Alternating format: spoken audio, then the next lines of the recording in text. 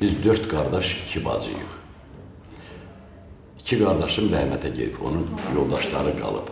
Amma mən hər yayda o kardeşimin yoldaşlarını özüm maşın tuturam, buradan aparıram rayona və oğlanlarına da deyirəm, gəlin, sizlər nəvələrində, nəticələr, hamısını gətirirəm.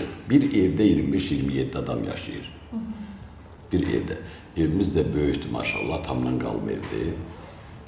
Biz orada mehriban, mən hələ ölənə qədər, onlar bu belə gedəcək, hər il bu belədir, aparıram.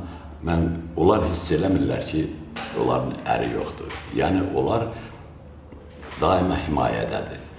Və onunla bərabər də həmin insanlar həmişə dua edirlər. Allahına da və mənə də. Ondan başqa da mən də deyirəm ki, İnanırsınız, bu qədər uşaq vardı orada, maşallah, hamımızın nəvələrimiz oradaydı. İnanırsan, biri bir-birinə pıtıq vurmadı. Mən də yaşadan bulardı.